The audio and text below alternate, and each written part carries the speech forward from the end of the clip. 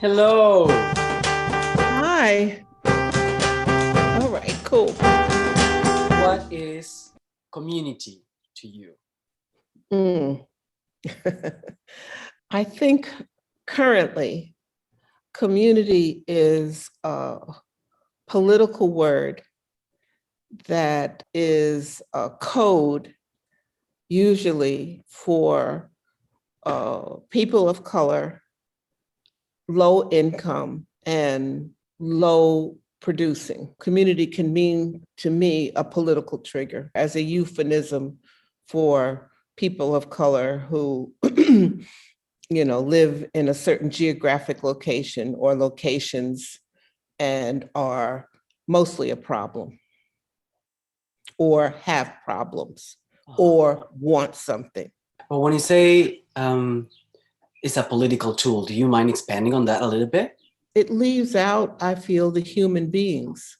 You can say the citizens of Elmwood or the citizens of South Providence or the citizens of Providence or Rhode Island or Southeast New England and describe who they are or what they are. That makes them more human in my thinking.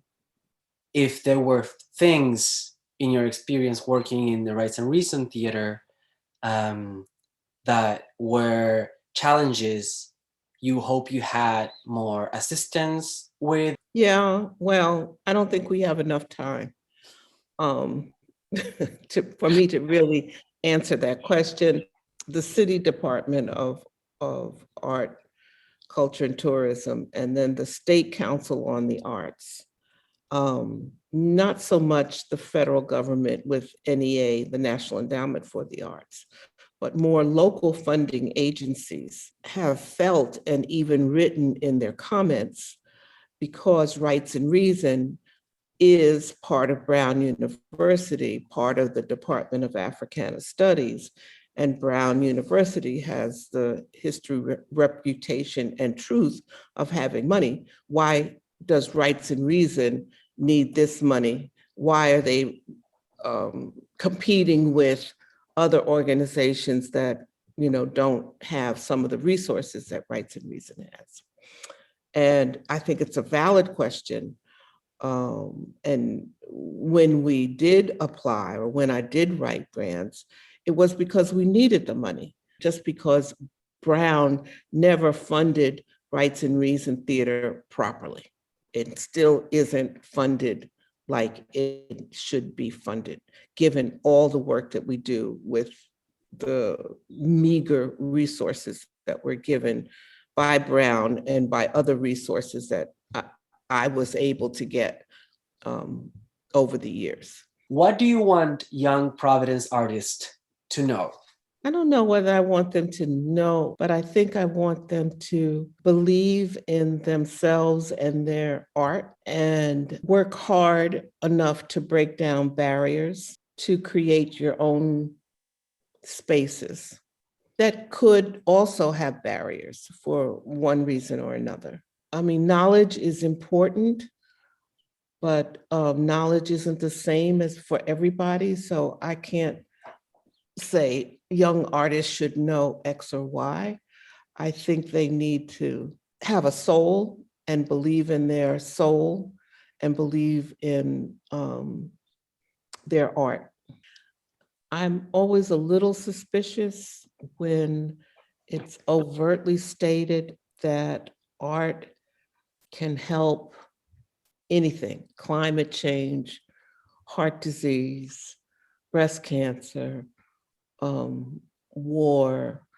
And I believe that, yes, art can help and heal, but it first has to be art. You're bringing me really close to asking a question I don't want to ask, which is, what is art? No, I don't have a definition for art. I think it has to start with the spirit or the soul, and that it manifests itself. Yeah. This course you're going to be teaching in UMass of cultural. Cultural equity. How do you? I So, don't know. okay, yeah. I don't know. But then, what drew you to want to take that opportunity? That's interesting. I was asked to do it, and it's in a larger arts management program, which I think is an important program. So I took on the challenge. I really don't have a teaching philosophy. All I worry about or think about is being able to ask the right questions. Ask the right questions of myself and of the students that would evoke thinking and discussion and hopefully more questions. Like, how do we deal with conflict, for example? I mean, my thinking about conflict again goes back to what are the questions? What is in question?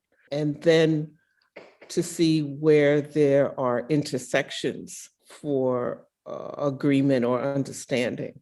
Why do you think, the line in the middle of the street should be green and somebody else thinks it should be purple? And to understand what they're talking about and why, what it means, all of that helps unravel just plain conflict. It may not even solve the conflict, but hopefully it can bring better understanding. Maybe the solution is, once we understand what the conflict is really about, it might be to have a white stripe, which can ease the conflict. It doesn't change the desires. It doesn't change the need for whatever a green or purple stripe might mean or evoke for various groups, but it may at least stop the conflict.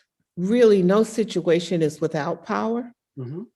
And I think you have to recognize it and honor it, that there is power. And if you are in front of the class, you do have the power. But how do you use it so that it benefits everybody?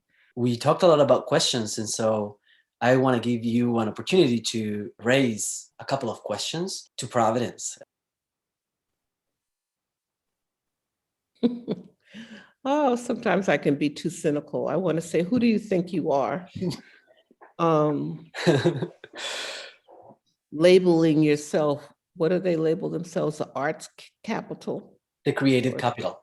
The creative capital. Who do you think you are? Labeling yourself that. And if in fact it is just a slogan, because everybody has to be something in this economy, then how are you living? How are you demonstrating it, making it so? And why limit yourself to Providence? Why wouldn't it be Rhode Island or several other groups of people, or use that word that we started with, communities? If you're saying Providence is the creative capital, then you leave a whole lot of folks out. Karen, I appreciate it a lot. I think you've shared a lot of what you truly think, and it's really an honor to have this time with you. So it's been my pleasure, and I hope to be able to talk with you again. Thank you so much. Have a great day. Take care.